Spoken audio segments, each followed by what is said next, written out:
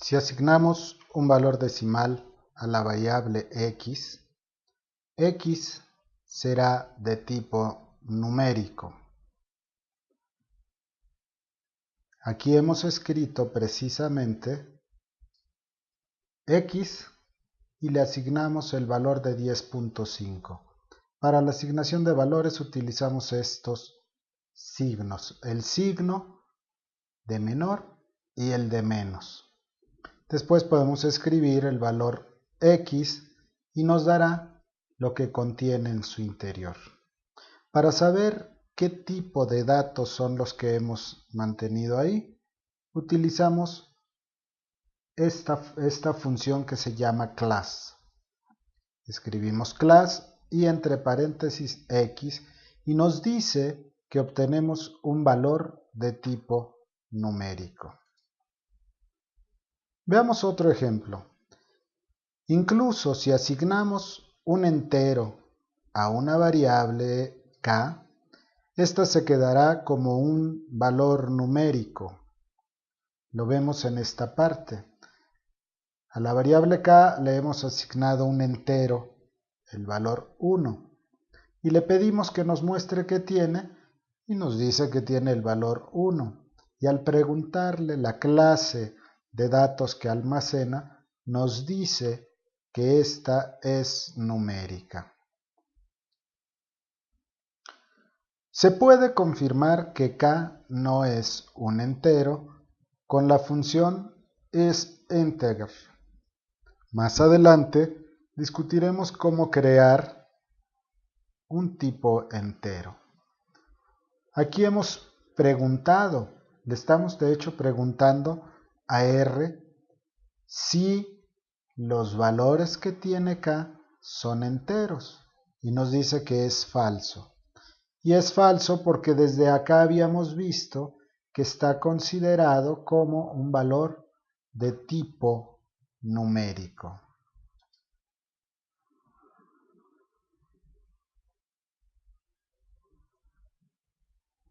Para crear una variable entera en el programa R, llamamos a la función asInteger.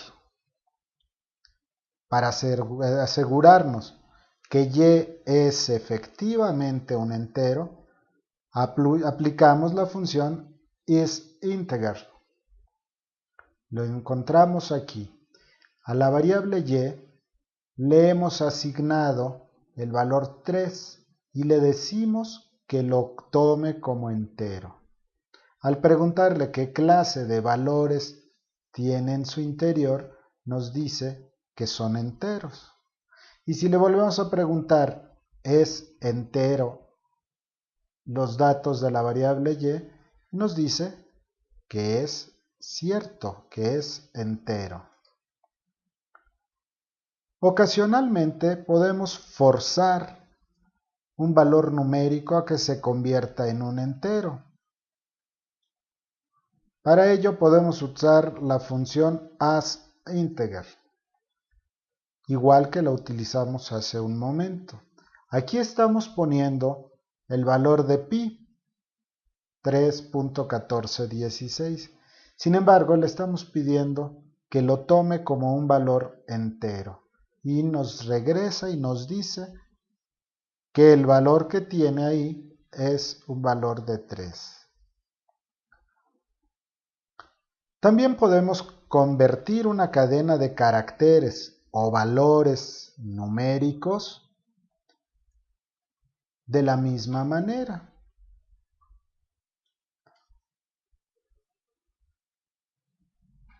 Hemos puesto aquí asInteger y lo pusimos entre comillas, 5.27. Al poner entre comillas, le estamos diciendo a R que estos corresponden simple y sencillamente a caracteres. Sin embargo, al momento que le estamos señalando que se trata de la función asInteger, le decimos que aunque sean caracteres, los tome como un valor entero. Por otro lado, es erróneo tratar de convertir una cadena de caracteres a un decimal. Si lo hiciéramos como aquí lo vemos, le estamos pidiendo que tome como un entero a la palabra big y nos dice que no aplica y nos da un mensaje de avisos perdidos porque estamos haciendo una cosa que no es la correcta. Con frecuencia es útil realizar cálculos sobre valores lógicos. Esto es igual que en el lenguaje C.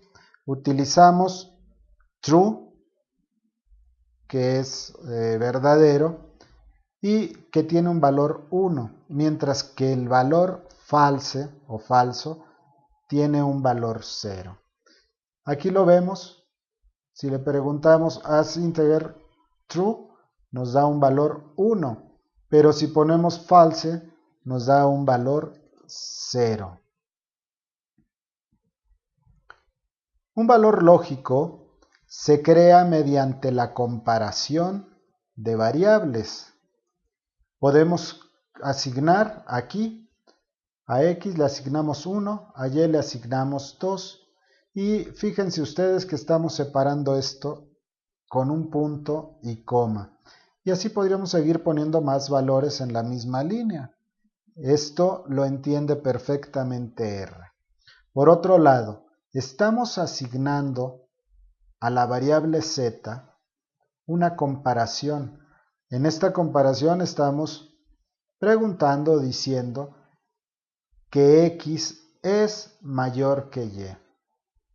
Cuando le pedimos que evalúe esta comparación, R nos dice que es falso. ¿Por qué? Pues porque 1 es menor que 2, por lo tanto x es menor que y. Y aquí estamos diciendo lo contrario y nos los dice claramente el programa R. Si le preguntamos qué tipo de valores tiene la variable z, pues nos dice que se trata de una variable de tipo lógica. Las operaciones lógicas estándar en prácticamente cualquier lenguaje corresponden a y, o y la negación. Aunque en R tenemos algunas cosas importantes que decir. Para explicarlo, pongamos true en u y false en la variable b. Si hacemos una unión de u y b, me dice que es falso. Esto es una evaluación lógica, son las tablas de verdad que estudiamos en lógica. Y cuando le preguntamos que evalúe u o b, nos dice que es cierto. Entonces vean ustedes que el símbolo de ampersand se utiliza para la unión y la barra recta se usa para el o, u o b. Finalmente, un signo de admiración se utiliza para hacer negaciones. Y aquí le ponemos, por ejemplo, la negación de u me dice que es falso. ¿Por qué? Porque el valor de u corresponde a un valor verdadero. En R, un objeto de carácter o de caracteres se usa para representar cadenas de valores. Podemos convertir objetos en caracteres con la función asCharacter. Véanlo aquí. Estamos asignando a la variable x como carácter el valor 3.1416. Cuando ponemos el nombre de la variable, nos da lo que tiene en su interior, pero adviertan que esto está entre comillas, lo que quiere decir que R lo evaluó como una cadena de caracteres. Y cuando preguntamos qué clase de tipos tiene X, me dice y confirma exactamente lo que habíamos señalado. Es una clase de carácter. Dos cadenas de caracteres se pueden concatenar, es decir, se pueden unir con la función paste. No es la pronunciación en inglés, pero la pongo para que quede muy claro. Estoy asignándole a nombre 1 Víctor y a nombre 2 Hugo. Le pido a R que los una con la función paste. ¿Qué es lo que hago? Pongo nombre 1 y nombre 2 y al final me da exactamente un nombre en una sola cadena de caracteres. También se pueden crear cadenas legibles con la función sprintf, que tiene sintaxis del lenguaje C. Esto es un poco más complicado y no se utiliza con frecuencia dentro del análisis estadístico, sin embargo, es prudente que lo conozcan.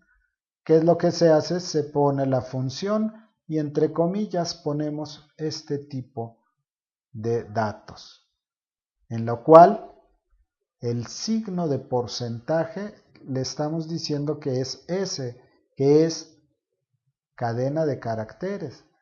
Y acá al otro signo de porcentaje le estamos diciendo que es una D que corresponde a decimales.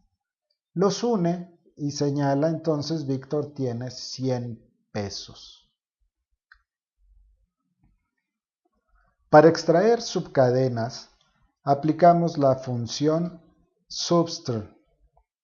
Aquí muestro cómo extraer la subcadena entre la tercera y la 12ª posición en una cadena.